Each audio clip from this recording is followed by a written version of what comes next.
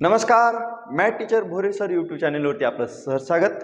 आपण भाग 1 गणित भाग 1 याचा वर्ग समीकरणाचे आपण सराव संच सोडत आहोत. सराव संच 2.1 पहिला सराव संच आहे आणि पहिला प्रश्न आहे त्यातला तुम्ही वाचू शकता. कोणतेही दोन वर्ग समीकरणे लिहा. मित्रहो, आपल्याला वर्ग समीकरण हा शब्द जर वापरला तर त्याचं सामान्य रूप माहीत पाहिजे. आपल्याला काय पाहिजे? सामान्य रूप. सगळ्यांनी लक्ष द्या इकडे, सामान्य रूप. तर वर्ग समीकरणाचं सामान्य रूप सगळ्यांना माहीत असलं पाहिजे. काय आहे सामान्य रूप? ax चा वर्ग अधिक bx प्लस c बरोबर 0. जर जे समीकरण या सामान्य रूपाचे अशा स्वरूपात लिहिता येत असेल त्याला आपण वर्ग समीकरण असे म्हणू शकतो. तर याचं उत्तर आहे, याचं उत्तर काय देऊ शकतो मी? समजा हा a b c च्या किमती आपण काहीतरी टाकून देऊया. चला, a ची किंमत 2 टाकतो, मग काय होईल? 2x चा वर्ग. a ची किंमत 2 टाकली, 2x चा वर्ग. b ची किंमत 3 टाकली, 3x. सी ची किंमत काय टाकता? सी ची किंमत काय टाकता? 5 टाका, काय हरकत नाही, बरोबर 0. हे एक वर्ग समीकरण तयार झालेलं आहे, बरोबर आहे. दुसरं एक वर्ग समीकरण करूया. नंबर 2, ए ची किंमत किती टाकता? ए ची किंमत फक्त एकच कंडिशन आहे, ए ची किंमत 0 टाकता येत नाही. मायनस टाका, प्लस टाका, काही फरक पडत नाही. मात्र ह्या दोन लोकांविषयी काही बोलणार नाही, काही टाका, फक्त ए ची किंमत 0 टाकू नका. नाहीतर ही टर्म जर 0 झाली तर हे समीकरण वर्ग समीकरण होत नाही. म्हणून आपण ए ची किंमत किती टाकता सांगा? -5, काय हरकत नाही, -5x चा वर्ग. बी ची किंमत किती टाकता? 7 टाकताय का? ठीक आहे, 7x. सी किती टाकताय? 1000, करेक्ट, काय अडचण नाही, बरोबर 0. असे काहीही टाकून तुम्ही वर्ग समीकरण तयार करू शकता. हे दोन साल झालेत. 3 एखादा असं मी एखादं म्हणू शकतो का? बघा बरं, ए ची व्हॅल्यू 5 टाकली का? 5x चा वर्ग. बी ची व्हॅल्यू 0 टाकली काय? काय अडचण नाही. सी 0 टाकलाय, काहीच हरकत नाही. हे सुद्धा वर्ग समीकरण तयार होईल. याला आपण जर आपण इक्विव्हॅलंटली आन्सर लिहिलं, इक्विव्हॅलंट क्वेश्चन केला आपण याचा, म्हणजे याला मॉडिफाय केलं, इकडे व्यवस्थित लिहिलं, ते होतं 5x चा वर्ग बरोबर 0. हे वर्ग समीकरण 100% आहे आणि त्याचं सामान्य रूप हे आहे. आपण एक चौथं, 2च म्हणलंय पण आपण 4 लिहूया. तर असं एक वर्ग समीकरण तयार होईल का? बघा, 2x चा वर्ग प्लस 2x प्लस 2 बरोबर 0. हो, हे सुद्धा वर्ग समीकरण होऊ शकतं. आणि चलाचा सर्वोत्तम घातांक किती आहे बघा बरं? सगळ्या समीकरणामध्ये चलाचा सर्वोत्तम घातांक किती आहे? 2. म्हणून हे सगळे लोक चारीची चारी वर्ग समीकरणे आहेत. हा प्रश्न क्रमांक संपलेला आहे. आपण लगेच दुसरा क्वेश्चन नंबर 2 घेऊया. तर दुसरा प्रश्न तुम्ही वाचू शकता. काय आहे प्रश्न क्रमांक दुसरा? खालील समीकरणापैकी वर्ग समीकरणे कोणते ती ठरवा. ठरवायचं आहे आपल्याला, आहे की नाही. आणि आता तुम्हाला एक सोपी आयडिया सांगतो की आपण चॅप्टरचं नावच लिहिलंय वर्ग समीकरणे. हे वर्ग समीकरण आहे ना, हा शब्द आहे ना वर्ग समीकरण. तर ह्या वर्ग समीकरणाचं आपल्याला पहिल्यांदा सामान्य रूप माहित पाहिजे. आणि सामान्य रूप ax चा वर्ग अधिक bx प्लस c बरोबर 0 असं आहे. तुम्हाला काही गोष्टीची जर माहिती असेल तर तुम्ही वर्ग समीकरणामध्ये कधीही चुकू शकत नाही. तुम्हाला काही गोष्टींची ठळक माहिती सांगतो. दिलेलं समीकरण जर सामान्य रूप असं दिसत असेल तर 100% वर्ग समीकरण आहे. ते कसं ओळखायचं? तर नंबर 1, त्याच्यामध्ये चल हे 1 पाहिजे. काय पाहिजे? चल. जे काही एक्स वाय काय जे कोणतेही चल वापरा, ए पासून झेड पर्यंत जे काय वापरणार आहात, स्मॉल ए पासून स्मॉल झेड पर्यंत सगळे लोक चल असतात. त्याच्यामुळे पहिली कंडिशन चल 1 असलं पाहिजे. आणि दुसरी गोष्ट वर्ग समीकरण ओळखायसाठी त्या चलाचा कोटी, चलाचा घातांक किंवा कोटी, मी 2 शब्द लिहितो. 2 गोष्टी आहेत, एक चल पाहिजे, एकच चल पाहिजे. कोणतं? एक्स वापरा, वाय वापरा, झेड वापरा, काही वापरा. आणि चलांचा घातांक किंवा कोटी सर्वोत्तम जास्तीत जास्त मोठा 2 पाहिजे.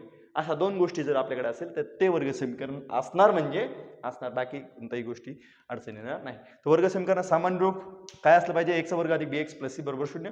आणि पहिले ते ओळखायचं कसं? असं जर असेल तर इट्स ओके, जर नसेल तरी पण एकच चल पाहिजे आणि चलाचा सर्वात मोठा कोटी किंवा घातांक किती पाहिजे? 2. एवढ्या 2 गोष्टी जर तुम्हाला माहित असतील तर तुम्ही वर्ग समीकरण आहे असं म्हणू शकता किंवा नाही असे ठरवू शकता. चला आपण सुरुवात करू पहिल्या प्रश्नापर्यंत. तुम्ही जर बघितलं तर हा प्रश्न तुम्हाला वाचावा लागेल. काय सांगतो तो? x वर्ग अधिक 5x मायनस 2 बरोबर 0. आता हे वर्ग समीकरण आहे का? तर पहिली गोष्ट चल किती आहे हे ठरवायचं. चल जर बघितलं तर चल 1 आहे. चला, पहिली कंडिशन आपली सॅटिस्फाय झाली आहे. दुसरी गोष्ट चल आहे त्याचा घातांक बघायचा. चलाची कोटी किंवा घातांक म्हणा तुम्ही. चलाची कोटी जर बघितली आपण तर सगळ्यात मोठी कोटी किती आहे 2. जर चलाची कोटी 2 असेल आणि दोन्ही गोष्टी जर खऱ्या ठरल्या तर हे वर्ग समीकरण असणार आहे. म्हणून हो दिलेलं हे समीकरण वर्ग समीकरण आहे, आपण असं म्हणू शकतो. हे वर्ग समीकरण आहे, खरं आहे, कारण आपण ह्या दोन्ही गोष्टी चेक केल्या. आपण आता दुसऱ्या प्रश्नाकडे जाऊया, काहीच हरकत नाही. दुसरा प्रश्न काय सांगतो की वायचा वर्ग बरोबर 5y मायनस 10. काहीच नाही. आपण इथं चल बघितलं तर x होतं, काहीच हरकत नाही. इथं चल मात्र y आहे, काहीच फरक पडणार नाही. आपण काय करूया, तिकडचा जो पार्ट आहे तिकडे 0 लागतं आपल्याला, तिकडे काय आहे तिकडे घेऊन येऊया. तिकडे प्लस मध्ये असेल तिकडे आल्यावर मायनस होईल, मायनस असेल तर प्लस होईल. आणि मग याला जर मॉडिफाय केलं आपण तर वायचा वर्ग हे प्लस 5y आहे, इकडे आलं काय होतील मायनस 5y. हे मायनस 10 आहेत, इकडे आलं काय होतील प्लस 10 बरोबर 0. चला दोन गोष्टी, या समीकरणात चल किती आहेत तर एकच आहे. कुठं वाय वाय सगळीकडे. चला पहिली कंडिशन सॅटिस्फाय झाली चलवाली, हो किती एक चल किती आहे एकच, तर इट्स ओके. चलाचा कोटी काय चेक करायची, चलाची कोटी सर्वोत्तम कोटी किती आहे बघा बरं 2. चला दोन्ही कंडिशन सॅटिस्फाय झाल्या म्हणून हे सुद्धा वर्ग समीकरण आहे, करेक्ट आहे, हे वर्ग समीकरण आहे. तिसरा आपण बघूया, तिसरा कोण आहे बघा वायचा वर्ग, हे लिहितो मी तिसरं वायचा वर्ग अधिक 1/y बरोबर 2. आता याला आपण सिम्प्लिफाय करणं गरजेचं आहे, कारण आपण हे सामान्य रूपासारखं दिसत नाही. आपण काय करूया, याच्या खाली काहीच नाही म्हणजे असं म्हणूया, याच्या खाली काहीच नाही म्हणजे 1 आहे. आपण क्रॉस मल्टिप्लिकेशन करूया, तिरकस गुणाकार करूया. वायचा वर्ग गुणिले वाय, तिरकस गुणाकार असा असा आणि असा. ओके, वायचा वर्ग गुणिले वाय, वायचा घन, काहीच हरकत नाही. 1 गुणिले 1 1 भागिले 1 गुणिले वाय वाय बरोबर 2. हे वाय भागाकारात आहे, तिकडे गेलेत काय होतील गुणाकारात. वायचा घन अधिक 2 बरोबर 2y. गुणाकारात होते भागाकारात होते गुणाकारात गेले, तिकडचे 2y इकडे घेऊन या. वायचा घन इकडचे 2y प्लस आहेत, इकडे तर मायनस वाय होतील, मायनस 2y अधिक 2 बरोबर 0. तुम्हाला आता दोन गोष्टी चेक करायच्या, चल किती आहेत, चल एकच आहे. चला कंडिशन काय झाली, हा पहिली कंडिशन हे तिसऱ्यासाठी आहे, थोडंसं वेगळं लिहितो मी. हे बघा कंडिशन काय आहे, चल चल किती आहे वाय वायच आहे, चल एक आहे. पण चलांचा घातांक कोटी किती आहे सगळ्यात जास्त 3. चालेल का, आपल्याला किती लागतो 2. ही कंडिशन सॅटिस्फाय झालेली नाही, म्हणून लिहू शकता दिलेल्या समीकरणामध्ये एकच चल असून पण चलाचा कोटी हा सर्वोत्तम 3 आहे, म्हणून हे वर्ग समीकरण नाही असं उत्तर लिहू शकता. आणि म्हणून हा पहिल्या तिसऱ्या प्रश्नाचं उत्तर आलेलं आहे नाही. तुम्हाला हा प्रश्न कळालाय, हा कळालाय, हा कळालाय. आपण काय करूया, हे इरेज करू आणि चौथ्या प्रश्नाकडे लगेच स्थलांतरित होऊया. ओके, तर तुम्ही विचार करा तोपर्यंत की दिलेलं चौथं जे समीकरण आहे ते आहे की नाही. त्यासाठी किती गोष्टी चेक करावं लागतात सांगा, तुम्हाला माहिती आहेत, तुमच्या मनात पण आहेत त्या ओळखायच्या आहेत फक्त आपल्याला. किती, एक म्हणजे चल एक पाहिजे आणि चलाच्या कोटी 2 पाहिजे. समीकरण नंबर 4 तुमच्या समोर काय आहे, x अधिक 1/x बरोबर -2. सेम प्रोसेस सिम्प्लिफाय करायचं आहे. इथे काहीच नाही म्हणजे कोण असतो 1, मग आपण म्हणू शकतो इथे 1 आहे. आणि मग तिरकस गुणाकार x गुणिले x, x चा वर्ग, मधामध्ये चिन्ह प्लसचं आहे, 1 गुणिले 1 1 आणि 1 गुणिले x x बरोबर -2. x गुणाकारात आहे की भागाकारात, भागाकारात तिकडे गेले गुणाकारात होतील, x चा वर्ग अधिक 1 बरोबर -2x. तिकडचे -2x इकडे घेऊन या, +2x होतील. इथे लिहितो मधामध्ये +1 बरोबर 0. आणि हे सामान्य स्वरूपासारखं दिसतंय किंवा आपली जी कंडिशन आहे नंबर 1, किती चल आहेत, चल जर बघितलं तर एकच आहे, कारण x x. ओके, आणि चलाचा सर्वोत्तम कोटी घातांक कोटी किती सांगा बरं, सर्वोत्तम कोटी 2 आहे आणि दोन्ही गोष्टी करेक्ट झाल्यात, वर्ग समीकरण आहे, हे चौथं आहे. चला आता वर्ग समीकरण आपण 5व्या प्रश्नाकडे जाऊया. प्रश्न क्रमांक 5 बघा, m अधिक 2 आणि m - 5. तुम्हाला शॉर्टकट पण सांगून देतो आणि आपलं सिम्प्लिफिकेशन पण सॉल्व्ह करून देतो. जर वर्ग समीकरणाचे जर अवयव पाडले तर 2 अवयव पडत असतात, 2 फॅक्टर पडत असतात. आणि इथं बघितलं तर 2 अवयव आहेत आणि दोन्हीही फॅक्टरमध्ये अवयवामध्ये जर त्या दिलेला चल एकच पाहिजे, फक्त त्या चलाचा कोटी जर 1 1 असेल तर ते वर्ग समीकरणाचे अवयवच असतात. त्याचे जर अवयव असतील त्यापासून मिळणारं समीकरण हे वर्ग समीकरण असलंच पाहिजे, हे म्हणून हे वर्ग समीकरण आहे असं तुम्ही कन्फर्म करू शकता. पण त्याऐवजी आपण काय सॉल्व्ह करूया, हे m गुणिले m किती होतात, m चा वर्ग, m गुणिले -5 -5m, 2 गुणिले m 2m आणि 2 गुणिले -5 -10 बरोबर 0. ह्या 5m मधून 2m गेले, मोठ्या संख्येचं चिन्ह द्यावं लागेल. m चा वर्ग -3m -10 बरोबर 0.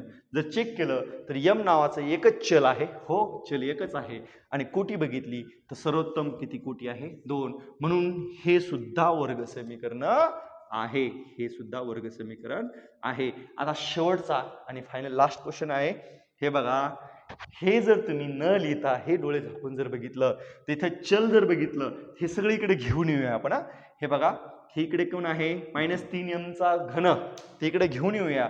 m चा घन +3m चा वर्ग -2 -3m चा घन बरोबर 0. हे m चा घन आहे आणि इथं -3m चा घन आहे.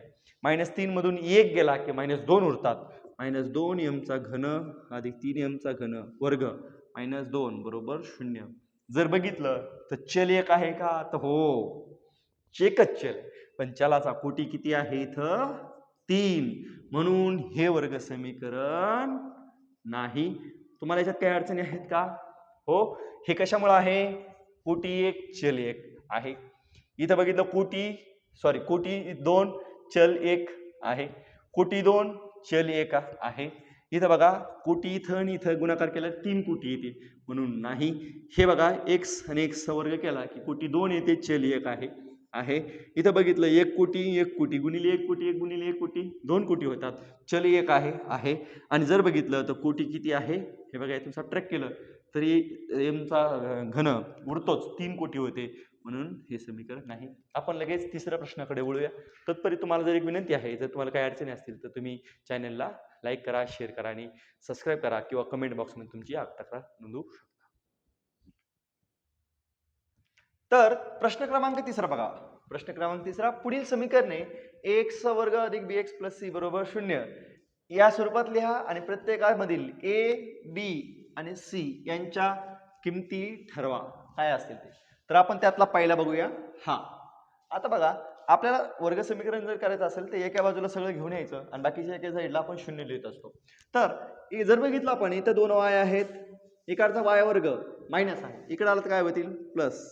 हे पहिले लिहून घेतो, हे 2 y जशाल तसे. हे 10 आहे, तो इकडे घेऊन आला तर काय होतील -10 बरोबर 0.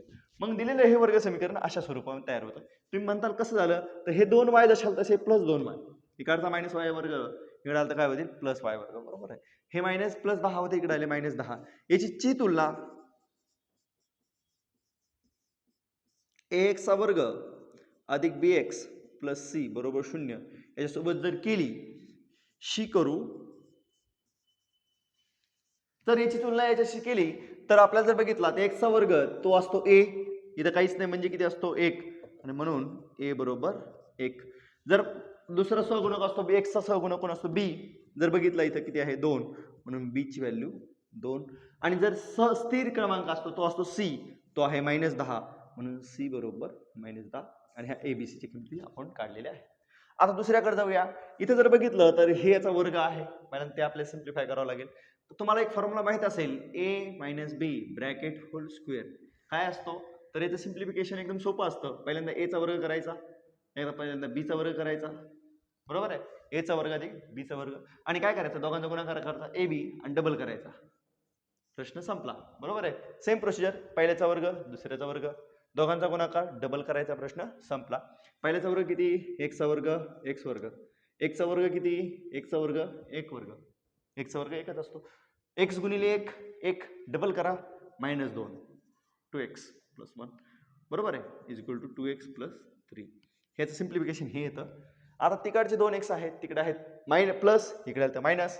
x चा वर्ग -2x + 1, तिकडून आलेले -2x. इकडचे 3 आहेत, इकडे आले तर मायनस होतील, -3 बरोबर 0. बघा, x चा वर्ग कोणी आहे की इथं, कोणीच नाही, एकच पद आहे. चला, -2x -2x -2x. जर आपले चिन्ह सारखे असेल तर बेरीज करावी लागते. मायनस मायनसची काय करावं लागते आपल्याला, बेरीज. किती होईल, -4x. हा +1 आणि -3 विरुद्ध चिन्हे वजाबाकी 3 मधून 1 गेला 2 मोठ्या संख्येचं चिन्ह बरोबर 0 ची तुलना कोणाशी करायचं सांगा ax चा वर्ग अधिक bx प्लस c बरोबर 0 शी करू याची तुलना याच्याशी केली तर बघा आपण जर तुलना केली तर पहिला x चा वर्ग असतो त्याचा असतो कोणी सगुणक a इथं काहीच नाही म्हणजे किती असतो जिथं सगुणक काही दिसत नाही तिथे 1 असतो आणि म्हणून a बरोबर 1 इथे जर बघितलं तर b असतो इथे किती बघा 4 कोणते आहेत -4 आणि शेवटचं स्थिर पद c असतं इथे किती आहेत -2 आणि c बरोबर आणि हे abc च्या किमती काढलेल्या आहेत आपण तिसऱ्या समीकरणाकडे जाऊया हे वर्ग समीकरण आहे हो 100% आहे कारण ते त्यानंतरच आपण abc च्या किमती काढत असतो हे बघा इथे 2 पद आहेत काहीच हरकत नाही पहिले दोन्ही पद जशाल तसे लिहून घेतो चला हे मायनस चिन्ह याला जर अप्लाय केलं कारण आपल्या सिम्प्लिफिकेशन करावं लागतं की नाही डिस्ट्रीब्युशन एक्सपान्शन केलं तरच ते कळतं minus into plus 3 -3 minus into -x plus x तिकड सगळं आहे इकडे घेऊन या काहीच हरकत नाही x चा वर्ग -5x हे 3 आहे तिकडे आले तर +3 होतील हे x आहे तिकडे आले तर -x होतील बरोबर 0 x चा वर्ग कुठं आहे का नाही एकच पद आहे लिहून घ्या x चे पद आहे 2 x स्क्वेअरचं एकच पद होतं लिहून घेतलं x चे पद 2 आहेत -5x आणि अजून -1x इथे 1 असतो ना मग किती होतील -5 -1 -6x अधिक 3 बरोबर 0 तर हे वर्ग समीकरण तयार झालेलं आहे आपण काय म्हणायचं लगेच ची तुलना ax चा वर्ग bx प्लस c शी करू आणि मग जर आपण याची तुलना केली x चा वर्ग कोण असतो x चा सगुणक कोण असतो a म्हणून a ची किंमत इथं काहीच नाही म्हणजे 1 मधला कोण असतो b इथं आहे b बरोबर -6 आणि शेवटी कोण आहे c बरोबर 3 प्रश्न संपला आता आपण लगेच चौथ्या प्रश्नाकडे वळणार आहोत आणि चौथा प्रश्न लगेच घेतोय